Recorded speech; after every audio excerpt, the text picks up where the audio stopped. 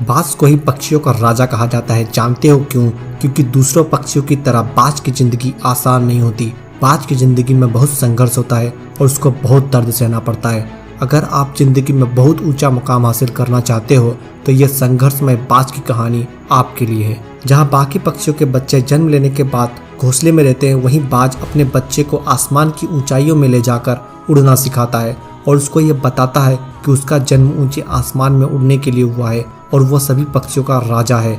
एक बाज की उम्र 70 साल की होती है। जब वह 40 साल का होता है तब एक परेशानी उसकी जिंदगी में मौत बनकर आती है, जो आपकी परेशानियों की तुलना में बहुत बड़ी होती है। क्योंकि 40 साल की उम्र में बाज की चोंच मुड़ जाती है, जिससे उसको शिकार को निगलने में बहुत ही परेशानी होती है। उसके पंख भारी हो जाते हैं, जिससे उड़ना बहुत मुश्किल हो जाता है। बाज के पंजे बहुत कमजोर हो जाते हैं, जिससे वो शिकार को सही से नहीं पकड़ पाता। अब उस बाज के पास सिर्फ 2 रास्ते हैं, या तो वो गिद्ध की तरह छोड़े हुए खाने पर निर्भर रहे, या तो फिर सबसे कठिन दर्द भरा रास्ता अपनाकर अपने आप को फिर से एक नया जीवन दे। 40 साल की उम्र होने के बाद भी अभी भी वो बाज आसमान की ऊंचाइयों को छूने की चाहत रखता है। इसलिए वो दूसरा रास्ता अपनाता है और अपने पास की सबसे ऊंची चोटी पर पहुंच जाता है। फिर शुरू होता है अपने परेशानियों को जड़ से उखाड़ फेंकने का सफर। सबसे पहले वो अपनी चोंच को एक चट्टान पर मार मार कर तोड़ देता है और उस वक्त उस बाज को कितना दर्द सहन करना पड़ता है वो उस बाज के अलावा कोई नहीं जानता। और फिर इंतजार करता है अपनी नई चोंच के आने का। उसके बाद बाज अपनी नई चोंच से अपने पंजों को काट देता है और फिर इंतजार करता है नए पंजे के आने का।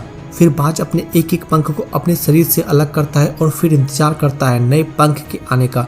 और इस पूरी प्रोसेस में बाज को पूरे 5 महीने लगते हैं और वह बाज 30 साल और जीता है। फिर से वह बाज तैयार हो जाता है आसमान की ऊंचाइयों को छूने के लिए। आपको भी उस बाज की तरह बहुत दर्द सहन करना पड़ेगा, कई सालों की कड़ी तपस्या करनी पड़ेगी, तभी जाके आपको उस बाज की तरह एक नया जीवन मिलेगा और आप जिंदगी में सफल हो पाओगे। बहुत से लोग परेशानियां आने पर हार मान जाते हैं, संघर्ष नहीं करते और फेल होने के बाद अपनी पूरी जिंदगी किस्मत को दोष देते रहते हैं। अरे बनना है तो उस बाज की तरह बनो जो अपनी जिंदगी के मुश्किल भरे दौर से गुजरने के बाद भी आसमान की ऊंचाइयों को छूने की सोच रखता है। बरसात के मौसम में जहाँ सभी पक्षी छुपने की जगह ढूंढते हैं, वहीं बाज आसमान को चीर कर हवा में उड़ता है। इसी प्रकार आपकी ज़िंदगी में जब भी प्रॉब्लम आए तो दूसरे लोगों की तरह हार मत मानना, अपनी प्रॉब्लम का डट कर सामना करना और बाज की तरह अपनी ज़िंदगी में आसमान की ऊंचाइयों पर उड़ना। याद रखना, पतंग सिर्फ अपनी डोर की वजह से आसमान की ऊंचाइयों में उड़ती है। उसी प्रकार आपको भी अपनी ज़िंदगी में हौसलों की डोर इतनी मजबूत रखनी है कि जिससे आप उस पतंग की तरह आसमान की ऊंचाइयों में उड़ सके। झूठी शान के परिंदे ही ज्यादा फड़फड़ाते हैं, क्योंकि तरक्की के बाज की उड़ान में कभी भी आवाज नहीं होती। सफलता चलकर हमारे पास नहीं आती, हमें उस तक पहुंचना पड़ता है। जिस तरह भगवान ने हर पक्षी को भोजन दिया है पर उसके घोंसले में नहीं दिया है।